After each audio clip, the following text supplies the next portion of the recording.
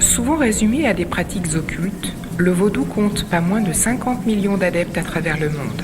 Étendu jusqu'aux Amériques durant la période de l'esclavage, le culte porte des valeurs traditionnelles ancrées au Bénin, mais aussi au Togo. Nous fêtons le 10e anniversaire de la naissance de la Fédération togolaise des cultes vaudou et traditions du Togo. Ici sont réunies toutes les associations de base, de tous les cultes, de Saint-Cassé jusqu'à Lomé. Et nous célébrons aujourd'hui notre bien-être, notre civilisation, notre héritage. Et c'est en ça que nous nous reconnaissons, nous, Togolais et Africains. Et en ça, vous allez voir l'engouement qu'il y a aujourd'hui. Ce n'est pas une affaire d'une personne ou de deux personnes, c'est l'affaire de toute une nation. De Saint-Cassé, d'Apaon, Sokodé, Atapamé, Blita, tous sont descendus à Lomé aujourd'hui pour célébrer le 10e anniversaire de la commémoration de la Fédération nationale des cultes vaudou et Togo et traditions du Togo. Aujourd'hui, nous avons intronisé le 2e président de la fédération, qui est le souverain togolais des religions endocrines 2. Feu, mon père, le premier souverain togolais des religions endocrines, il a établi une base de justice, de paix, dans le sens que tout pratiquant de culte vaudou, que ce soit de n'importe quelle association de base qu'il puisse se sentir en sécurité dans une association, dans une fédération où ses droits puissent être respectés en tant que pratiquant vaudou.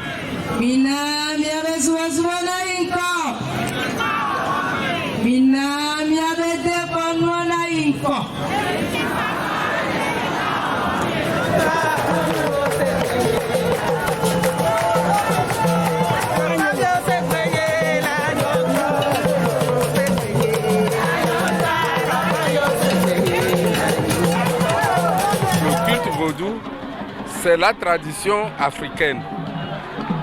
Et entre-temps, nos grands frères, nos grands-parents ont été trompés par les Européens en leur amenant le christianisme. Or que pour nous, l'africanisme, nous ne sommes pas, on ne peut jamais adorer le christianisme.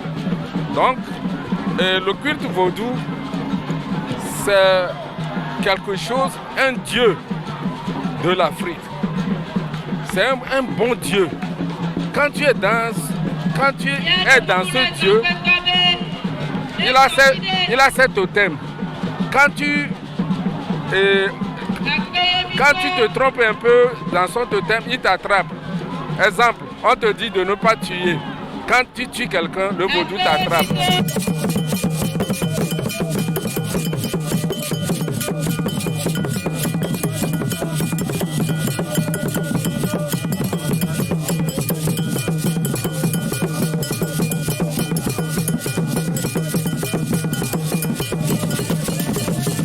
Toute la fédération, par ma foi, vous souhaite plein succès dans la noble mission qui vous sera bientôt confiée. Sous le titre du président national, Onoga Ninofu à côté à Sopa, Sodor 2.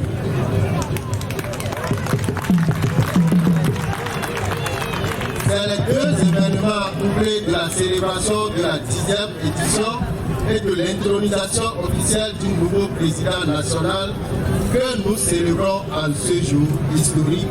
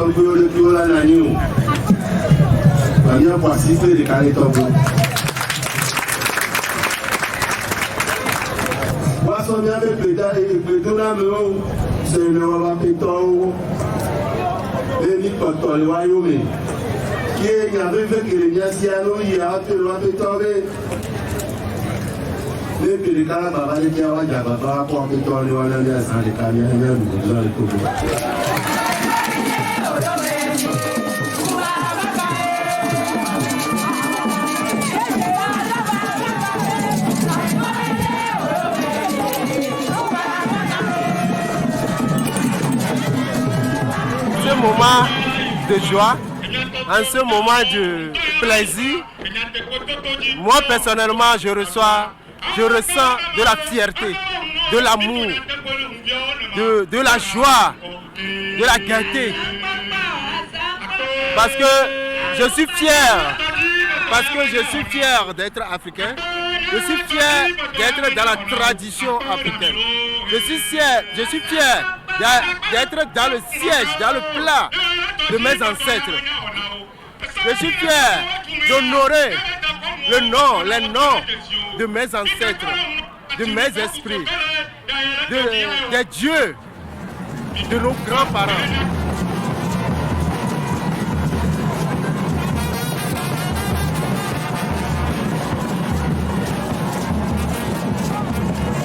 Le vaudou n'est pas une religion, mais c'est une tradition, étant donné que nous sommes en Afrique, qui est le berceau de l'humanité, le berceau de la religion, le berceau de la civilisation et le berceau de la science. Alors tout est parti de l'Afrique. L'Afrique existe depuis des millénaires et aujourd'hui, le vaudou, c'est la déité, c'est le Dieu, c'est l'au-delà, c'est le moyen par lequel l'Africain s'exprime, l'Africain vit.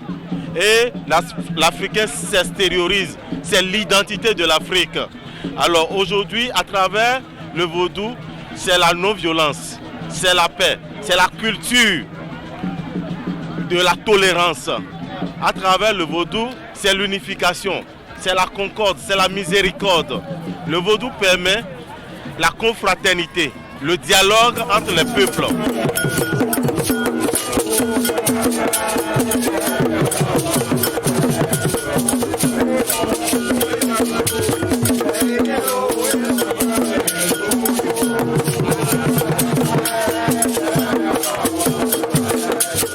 Toute religion, toute civilisation, tout pays a une base. Et au Togo, la base elle-même en soi de notre religion, c'est nos cultes, nos traditions et nos ancêtres. Comme chez les Juifs, comme chez les Égyptiens, comme chez les Chinois, les Japonais, nos ancêtres sont notre base. Notre croyance est basée sur nos ancêtres. Nous évoluons en fonction de ce que nos ancêtres nous ont laissé comme héritage. Et c'est en fonction de cet héritage que nous essayons de nous actualiser par rapport à notre nouveau monde et pour pouvoir pérenniser notre culture. Quand on parle du vaudou, déjà c'est pas seulement pour les Togolais, c'est pas seulement pour les Béninois, c'est pas pour l'Africain, c'est pour l'être humain. Donc que ce soit dans la diaspora, que ce soit on dit entre guillemets pour les blancs, pour les noirs, pour les jaunes, on a des éléments qui véhiculent en nous. Donc quand on va par exemple en Amérique latine, on voit le vaudou sur une autre forme qu'on appelle le santeria. On le découvre sur une autre forme qu'on appelle orisha, le candomblé. Donc souvent quand je vais en Amérique latine, aux États-Unis, on voit le vaudou comme ici au Togo, au Bénin, d'une autre façon. Quand on parle de l'Haïti, souvent le vaudou d'Haïti est on dit la syncrétisation, où tu vois d'un coup 50% le vaudou africain ou du Togo, et d'un autre côté tu vois le catholique.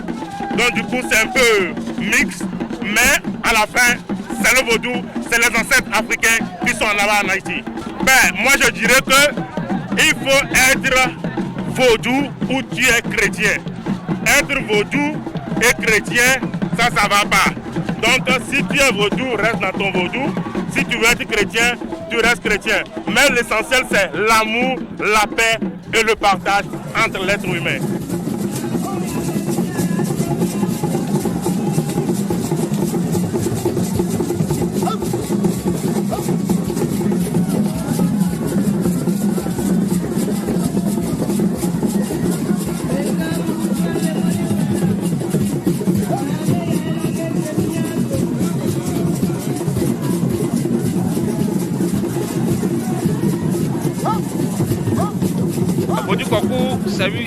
C'est une vaudou qui lui n'attend rien. Si tu le parles, ce que lui il veut, c'est ça que lui il fait. Donc on n'a pas venu ici pour faire mal. On est venu ici pour pratiquer le vaudou et le culte kokou. Le kokou, c'est une fétiche de couteau. Que ça pratique beaucoup de couteaux. Mais les autres vaudous ne pratiquent pas couteau. Donc, tous les vaudous là, c'est la même chose. Et le coco aussi, c'est la même chose. Mais c'est un peu différent. Son travail est un peu différent de ça, des autres.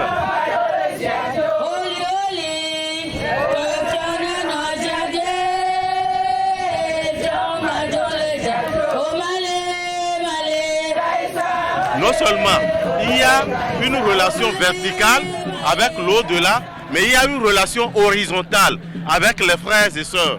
Donc, on ne peut pas diaboliser le vaudou, non.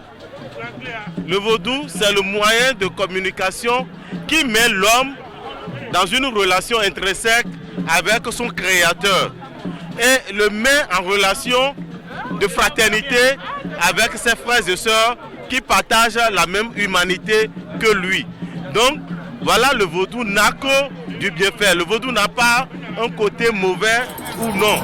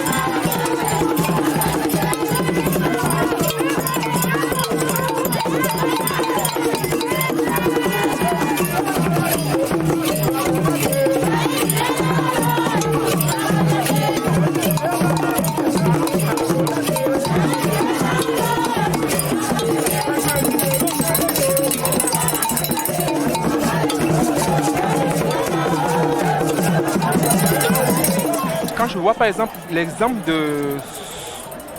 du Bénin, c'est une journée nationale. Ce n'est pas une association qui fête le vaudou, c'est tout le Bénin qui fête le vaudou.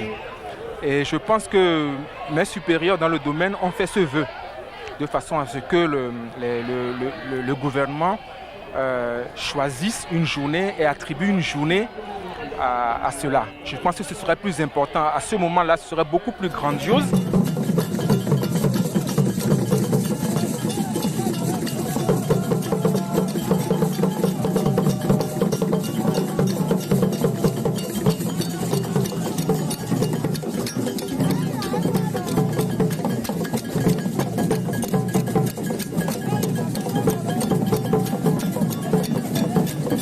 Le mot d'ordre du premier président est de pouvoir avoir une journée nationale des cultes vaudous auprès de nos autorités. Comme vous allez le voir au Bénin, le 10 janvier, c'est la journée nationale des cultes vaudous au Bénin. Ils ont commencé bien avant nous au Togo. Et nous, aujourd'hui, nous œuvrons, pas seulement la fédération, l'IF, GFCS, la foi africaine, toutes les grandes associations culturelles vaudou du Togo œuvrent à ce que nous puissions avoir une journée nationale au Togo. C'est un travail de longue haleine. Ce n'est pas du tout facile parce qu'il faut prouver aux autorités qu'on est unis. Nous avons déjà fait la démarche au niveau du président de la République qui a exigé à ce que toutes les religions, toutes les associations de base puissent se réunir autour d'un même thème qui est la paix à travers la tradition. Une fois que ce sera fait, je pense que nous allons aussi accéder comme le Bénin à notre journée nationale des cultes vaudous au Togo.